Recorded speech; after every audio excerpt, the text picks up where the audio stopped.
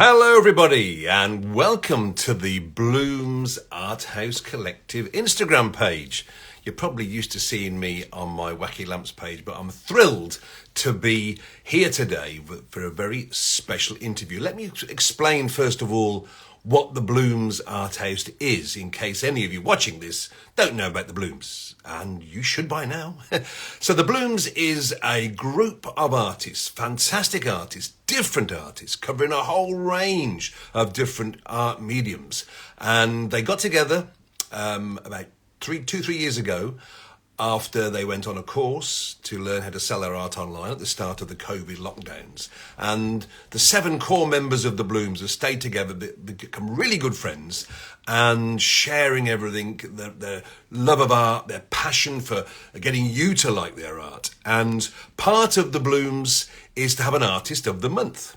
Now, you probably know that I was the Artist of the Month last month, which was a great privilege for me. And this month we have, of course, an Artist of the Month here on the Bloomz page. And throughout the month of June, both on the Bloomz Art House Instagram page, on the Facebook page, on the LinkedIn page, on the YouTube channel, you're going to see some amazing art by the wonderful Sammy Hexter-Andrews. And we are going to join. Hopefully, by the wonders of technology, we should be going into Sammy in her studio right now, he says, hopefully.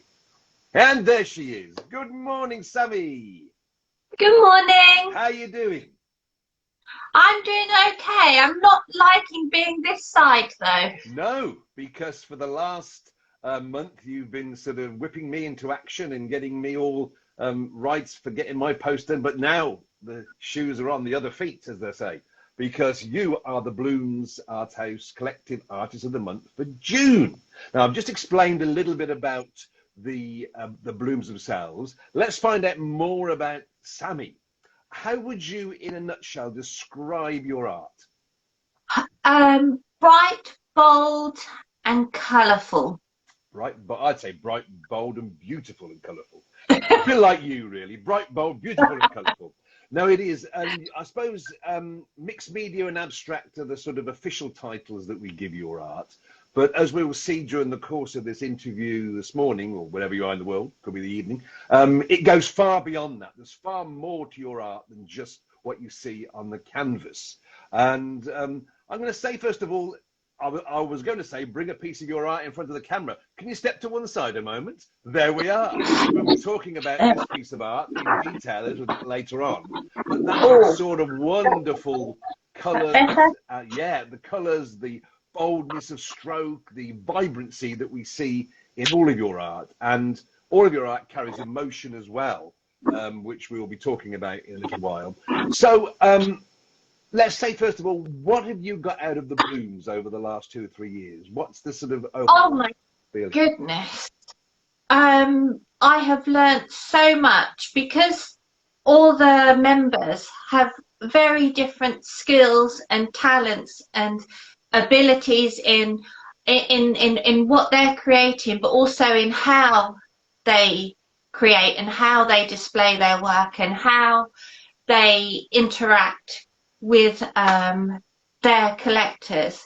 I have learnt so much because prior to meeting the girls, I was very much working in my studio on my own, trying to find my way.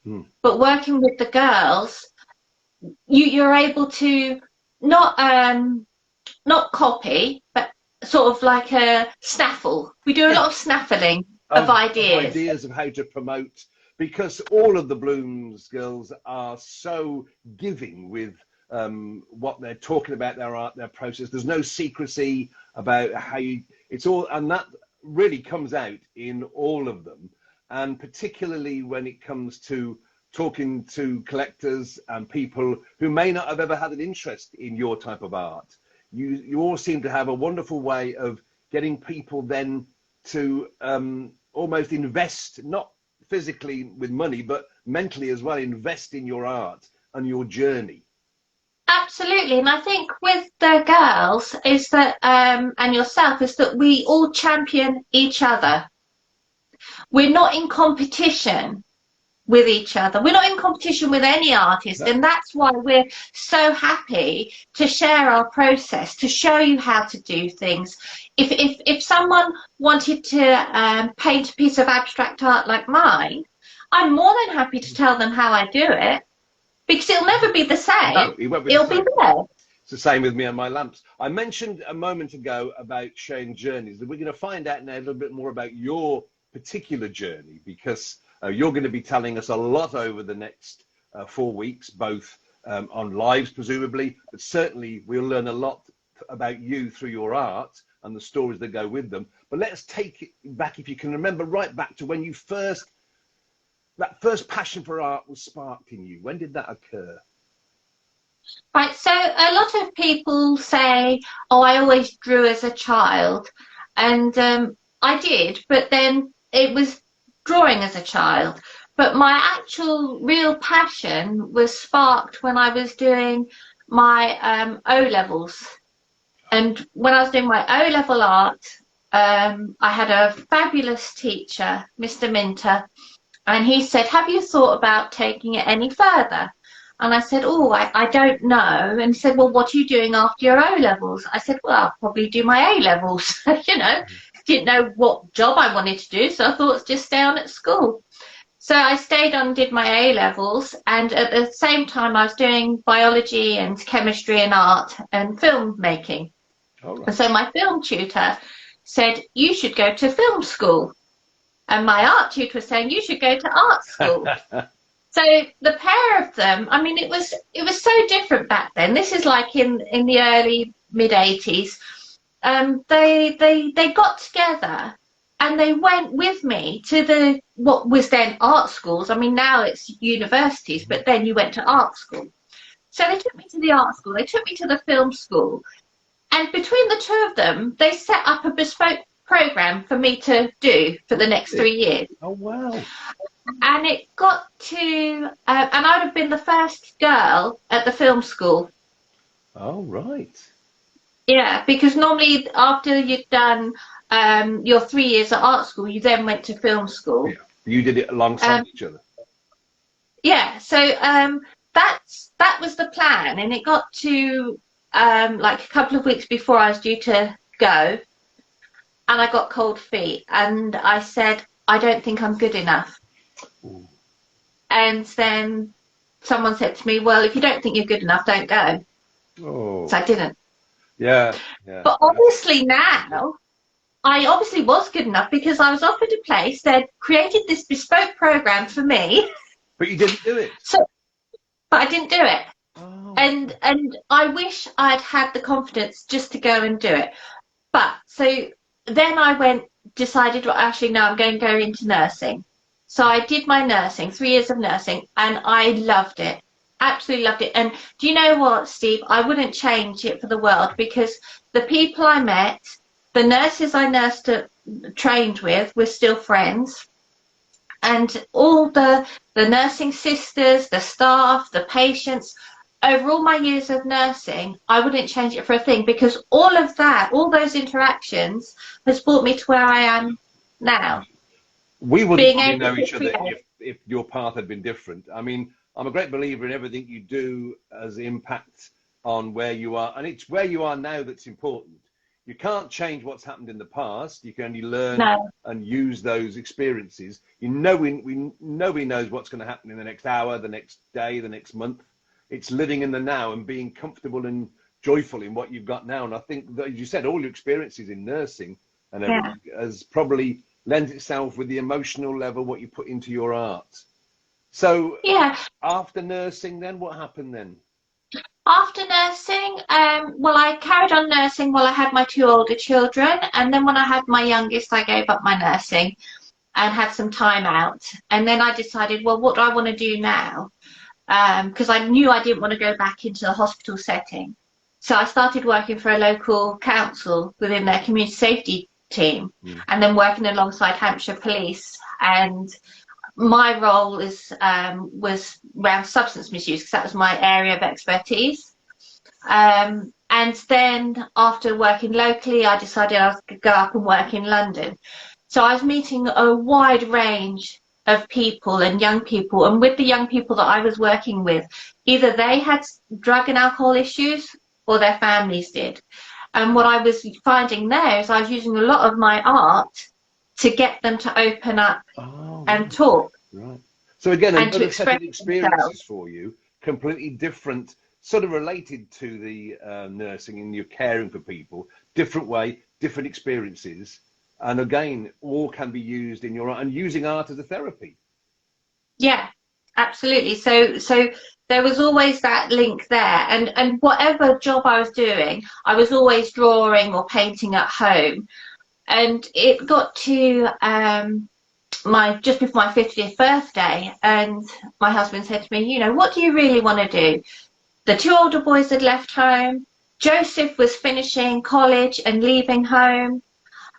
So we didn't have the restrictions or the financial restraints of having a family to look after.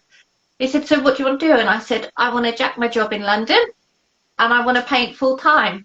So he said, well, do it.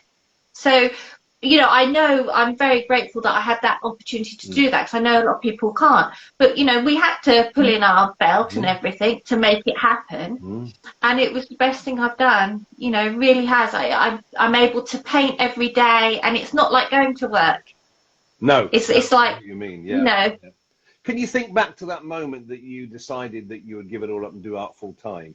Because there must have been a lot of emotions going on then. Obviously, excitement, apprehension. Tell us about what if you can remember what you. Absolutely. I mean, I was very excited. I was very apprehensive about it all, because the young 16, 17-year-old girl who gave up her college place is now inside my head going, you weren't good enough then. What makes you think you're good enough now? Yeah.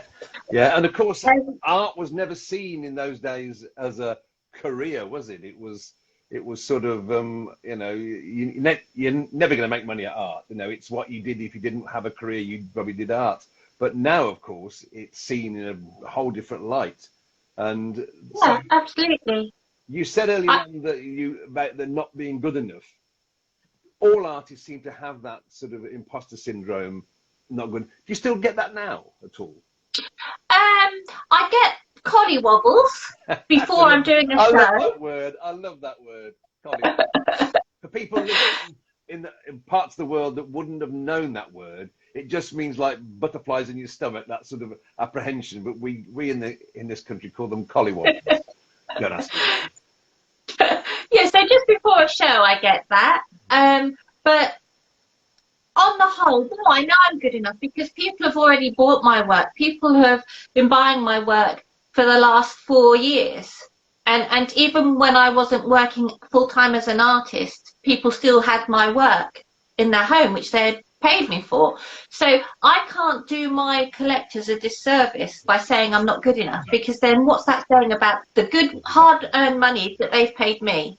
So no, I push that to one side because I know I am good enough.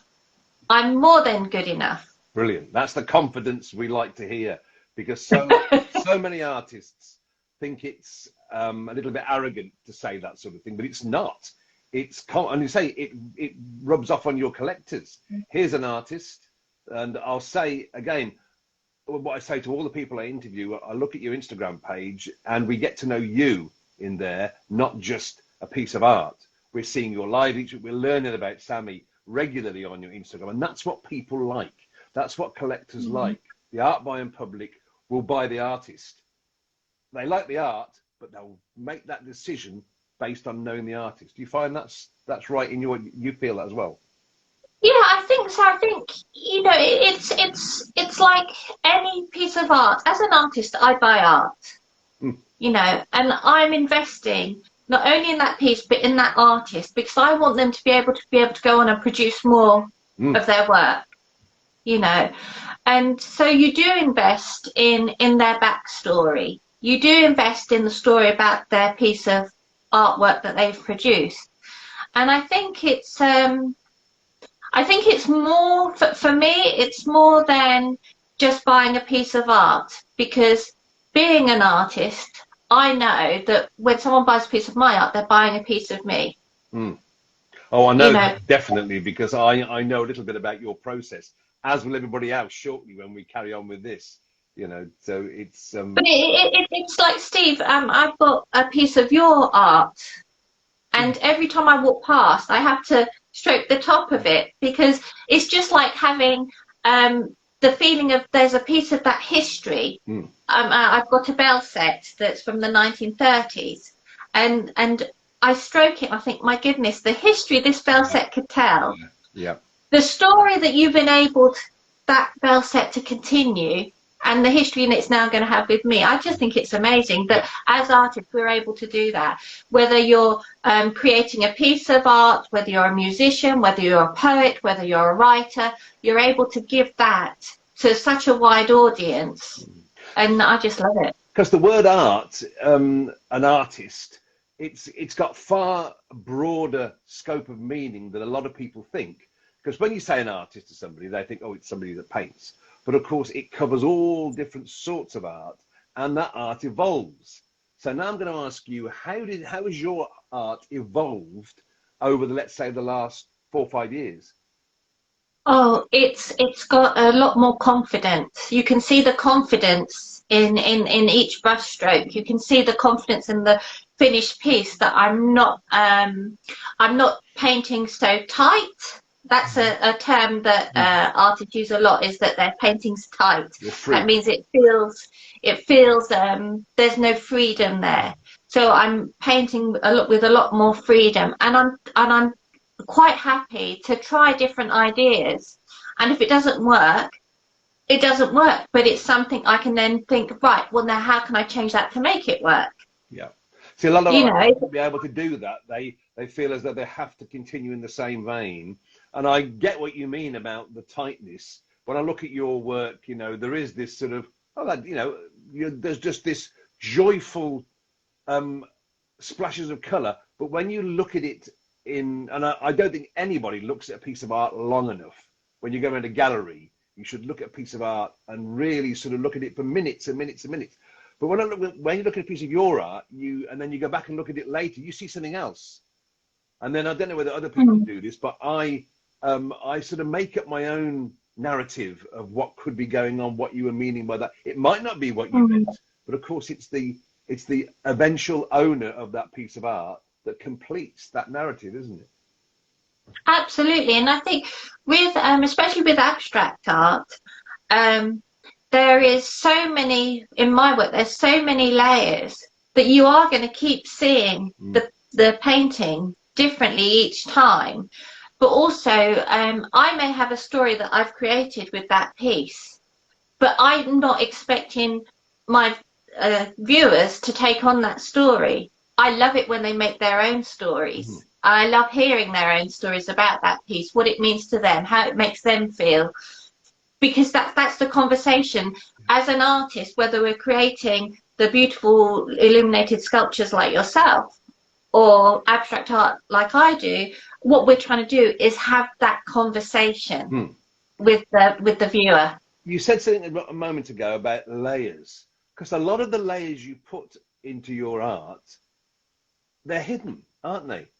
Yeah. Eventually, that's what I find fascinating. So I think now's a good time to delve into your process, because I don't know anybody else that has a process of producing a piece of art quite like you. Now, I'll be honest and say that when I first found other artists through the Bloomz, I never got abstract art. It was one of those things that I never really understood it. I never thought I liked it. But then it was you really that got myself and Steph to appreciate abstract art and to realize what we were missing and what we should be looking at. We were sort of very surface. And then, but when it's delving deeper, so certainly over the last 2 or 3 years, we've delved into abstract art, and learning about your process has been amazing. So take us through what you would do if somebody came along to you with a commission, or you had an idea for a piece of work. How does it all start? Okay, I'll go with the idea because a commission's slightly different. So I'll just briefly go for an idea. So if I have an idea, what I do is I start with an essay. All my work starts with an essay. Except for when I'm doing, every morning I come into the studio and I'll do an exercise. So I'll be painting or drawing, and it's not necessarily, it's not going to be for sale. That's just my exercises. So that's not written. Interesting. So when I'm doing a piece that I'm hoping is going to satisfy me and be good enough to put forward to my viewers, I write an essay. So I start with a title. Title always comes first. Oh, does it? Oh, that's interesting. For me, it does. Oh, yeah. Okay. So start with the title. I've normally got a seed of an idea of what I'm going to want to write about, but that's where I start with the title. And then I go into doing my research around that piece. So, for example, if I quickly show you.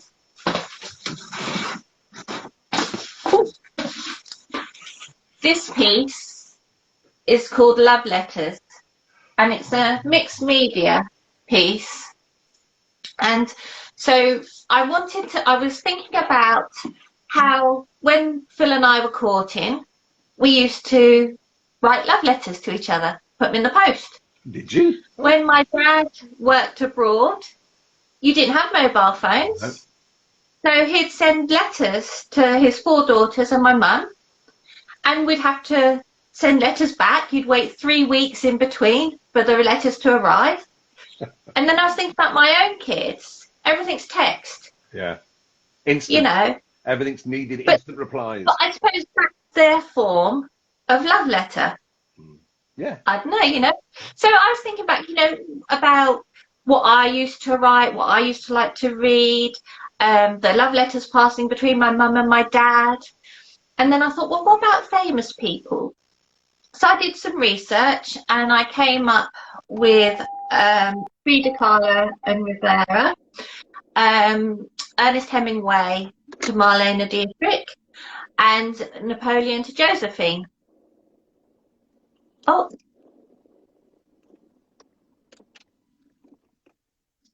Sorry, I can't hear you.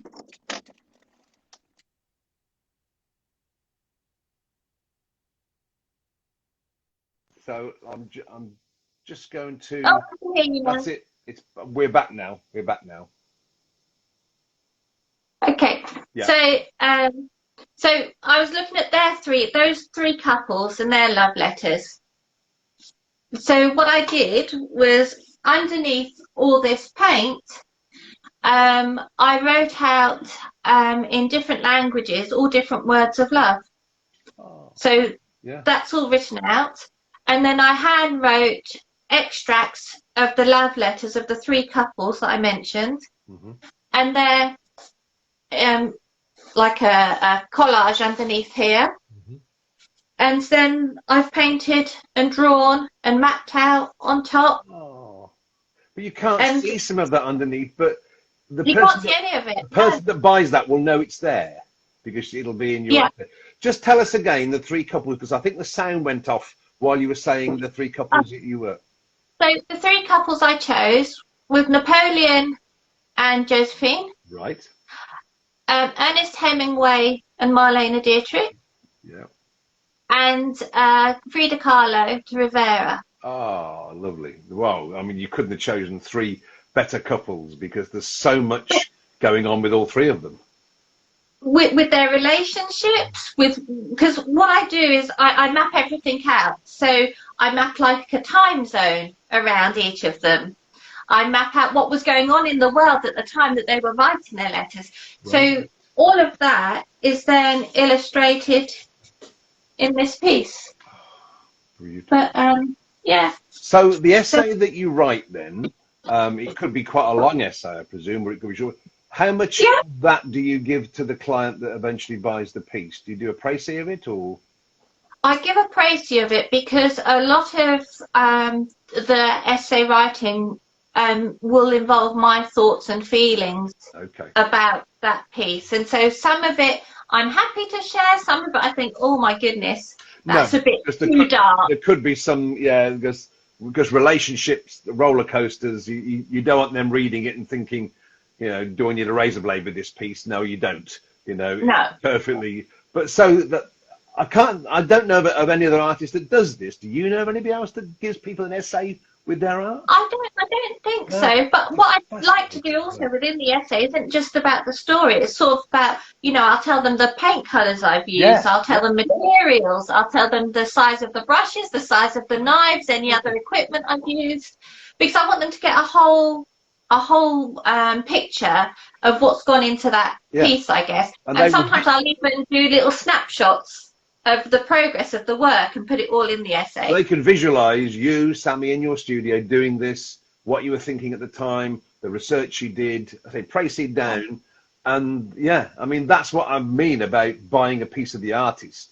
With you, they are buying a big chunk of you and how you came to do it. And again, it's that wonderful willingness to share your process.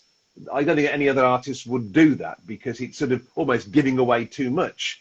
But I think there's something about an artist that will open their hearts and will give it to the collector. And it makes the art far more special than it is already. I just sort of think if I can... well, I think it was Monet who said, you don't need to understand my work, you just need to love it. And that's what I want my collectors and viewers. You don't even have to buy my work, just look at it online. And I just want you to love it. But if you having the essay and having that information helps you love it that bit more, then I'm more than happy to share. Because it's lovely on your Instagram posts and Facebook where you do a bit of the explanation about the piece as well. So it gives people a little insight and they will get more if they were to buy the piece. I think someone just said, it's Julie just said, Sammy's essays are so interesting and adds an extra special dimension to the piece. Exactly. You've summed it up perfectly there, Julie. It does. So we don't want to give too much away because we've got 4 weeks of you coming up. Yes. 4 weeks of this amazing I've done my timetable. I've been a good head girl. I didn't have that. Hold it again because Julie will love that. Julie will love the timetable there. So tell us a little bit, without giving too much away, about what we can expect from you over the next 4 weeks. Okay, so I'm not going to do a painting live from start to finish like you did with your build, because the only reason is I can't, sometimes my paintings take a lot longer. I mean, the preparation takes a lot longer. Like you said, sometimes my essays can be a side of A4 or it can be reams and reams, and I can spend months writing the essay even before I come to do the work. And you've only got a month. Sorry? You've only got a month. I know. I don't know. I don't think I could do it. Unless you want the artist of the year. I understand that. But will you be doing some lives? So, no, I'm going to do a live every week. Brilliant. So that will either be showing you where I am in a painting. It'll only be for like half an hour max. Right. Showing you where I am in a painting. Okay. What if I'm writing a new essay, where I am with the essay. Show you different techniques that I use. I've already made some videos to upload as well throughout the week. So there'll be stories, there'll be reels, there'll be posts. There'll be a live once a week. Will that be the same time every week? Yeah, it's going to be on Friday at 11. Friday at 11, right? Yeah. Well, I will have great pleasure in introducing you on a Friday. Because I can ask another question or two, and we'll, just like you did with me, if you'd like me to do that. That'd be lovely. That means that you can then, people who follow you will see you go live. Let's just talk, before we let you go, let's just talk a bit more about that piece behind you. Oh, this big one. It's quite a special piece, and this is a sort of collaboration between myself and you, because for those of people that don't know, I've also got a small publishing company, and we do a lot of books, a lot of text piece, isn't it? We do a lot of textbooks on different forms of computer technology, and I'm doing a book for some at the moment. I'm proofing and editing, and for 2 professors in America who have written a right bang up to date book on blockchain technology.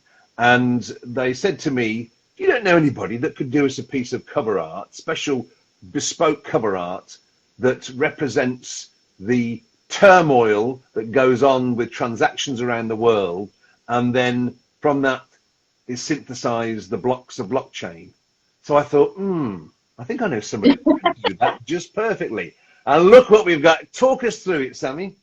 Okay, so very quickly, this is my piece of art for the cover.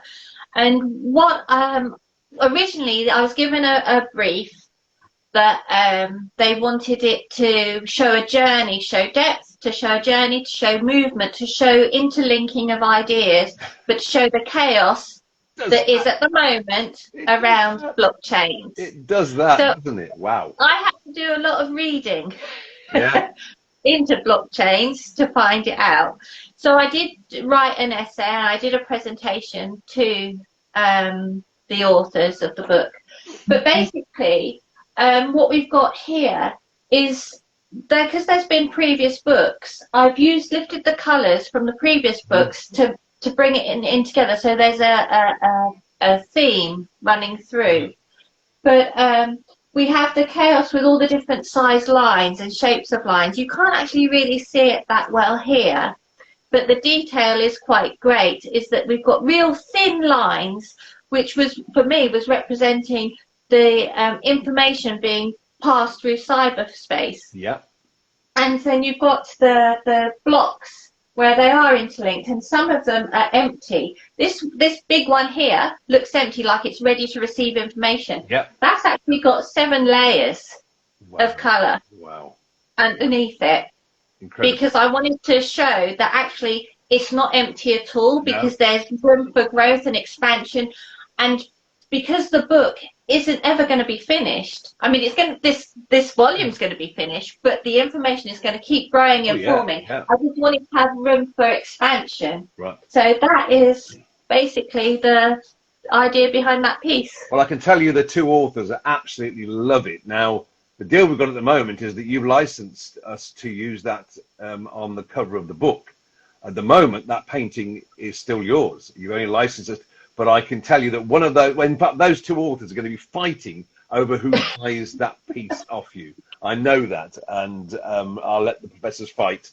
You might have an auction on your hand there for it. But it is fantastic, and it does everything and more than anybody.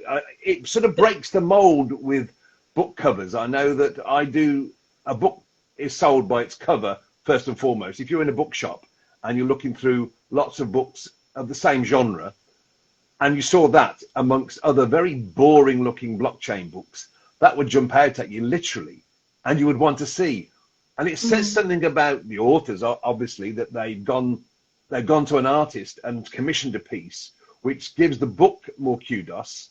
And of course, there'll be a page in the book about the artist, about Sammy Hexter-Andrews and her abstract art. So, and it'll be seen and read by thousands of people, because it's although it's for 2 universities, those universities are, the departments are funded by IBM, by Walmart, by Microsoft, all of which will get copies of the book and will see your art. So who knows? I know, excited. The thing about this piece is that it's not flat. It's multimedia. Yeah. And I've even got some tiles which have gold leaf. I know, I see them at the top. Yeah. The gold tiles. So there's they're on there as well. So it's ink, it's oils, it's acrylics, it's charcoal. There's a real mixture, because I just really wanted it to feel like it's bursting out with life. It does, and there'll be a lot of posting of this when the book is complete and they get it's all printed and everything. We will get a copy sent to you. And we can do lots of posts about this, because I think that it will, it is breaking the mold of book covers, which for universities and textbooks and business books in general can be quite boring looking. But hopefully between us we can change that. Sammy, it's been wonderful. We're going to have to wrap up now, because we've got a lot. You've got to prepare and go down your sheet to see what you're going to post next. So I needn't wish you well for the next 4 weeks. I know it's going to be just fabulous. And I'll be in the background there watching what's going on, reposting stuff on my page for you. and so will Brilliant. the Bloomz Thank you. girls, because I know we're all looking forward to seeing what you've got to offer in the next 4 weeks. So lots of Prosecco in the background, I presume, to keep you going. I may do. I may do. It's been wonderful talking to you, Sammy. Thank you so much for joining us on the Bloomz Art Thank House you. today. Have a lovely day, and we will catch up again soon. See you later. Bye-bye. Flick yourself off. So there we are. That is Sammy Hexter-Andrews, who's the Bloomz Artist of the Month for June. So if you haven't already followed Sammy, get over there now to her page, follow her. You'll probably be following the Bloomz already if you're here watching this. If not, press that follow button and you'll get not only to see Sammy's work, but if you look down the feed of the Bloomz Art House page, you'll see the other 6 Bloomz artists and me, of course. I'm an associate member. You will see all their art and you can have a look and follow all those as well, and really introduce yourself to a whole wide range, a plethora of different arts that you never knew, and you might just find one that you really clicks with you, and you can start thinking, I'll find out more. And once you start delving in to different art forms, different media, you really do go down rabbit holes, and it can be quite a fun experience. So you'll have a lot of fun in the next 4 weeks with Sammy. Do join us again. Watch when Sammy's going to go live. It'll be Friday at 11 a.m. I'll be introducing Sammy. Hopefully, or me, or it'll either be myself or it'll be Stephanie Lester Artist, who's our fibre sculptor. One of us will be introducing Sammy on the Bloomz page here on Friday. So take care of yourselves. Have a good week, and a happy 75th Platinum Jubilee to Her Majesty.